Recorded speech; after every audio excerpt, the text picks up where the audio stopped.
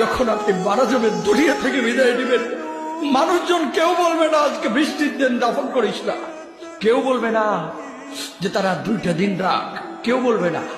কবরের মধ্যে যখন নিয়ে যাওয়া হবে, আপনার স্ত্রীর কথা মনে পড়বে, আপনার সন্তানের কথা মনে পড়বে, আপনার বাবার কথা মনে পড়বে।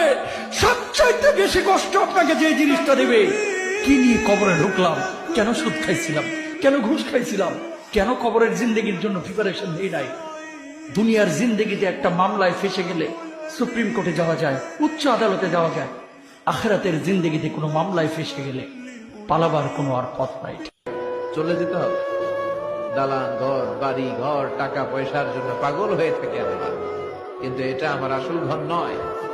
যেই গোসলখানাটারে আমি এত সুন্দর করে টাইলস করে ইটালিয়ান ফিটিংস দিয়ে বানালাম, আমার জীবনের শেষ গোসলটা কি ওই গোসলখানায় হবে? কথা বলেন, যেখানে লাশ ধোয়ায় ওইখানে আমার গোসল হবে। এগুলো আমরা ভাবতে চাই না। কবরের জীবনটা আসল জীবন। কবর জগতে কোনো রং নাই, কবর জগতে কোনো স্বাদ নাই, কবর জগতে কিচ্ছু নাই, মাটি আর মাটি। হ্যাঁ, যদি আপনি মালিককে খুশি করে যেতে পারেন, অন্ধকারটাও আলোকিত হয়ে যাবে। কষ্ট করার সময়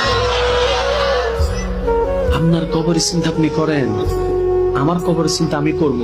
আপনি আমাকে বেশি থেকে বেশি উৎসাহ দিতে পারবেন, ভাইয়া কবরটা সাজাইলা, সারা জীবন শান্তিতে থাকতে পারবে। এটা হচ্ছে মুসলমানের নিয়ম। বলেন, কবর প্রতিদিন ডাক দিয়ে বলে আনা বাইতুদ দুধ। প্রত্যেকের কবর প্রত্যেককে ডেকে বলে, ও আল্লাহর বান্দা, জানো আমি পোকামাকড়ের ঘর, পোকামাকড়ের ঘর। তুমি তো সেই বান্দা যে একটা মশা কানের পাশ দিয়ে উড়ে গেলে তোমার ঘুম বন্ধ হয়ে যায়, চোখ মিলে যায়। একটা মশার গুনগুন আওয়াজ সহ্য করতে পারো না।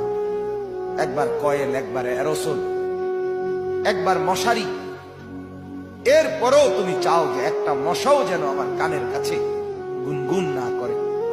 তো 5 ঘন্টার ঘুমের জন্য, 6 ঘন্টার ঘুমের জন্য বান্দা এই যত্ন নিলা, অনন্তকাল কিংবা বছরের পর বছর কবরের যে ঘুম দিবা, পড়ে থাকবা সেই ঘরে, পোকা মাকড়ের ঘর, সেই ঘরে তুমি ঘুমাইবা কেমনে, থাকবা?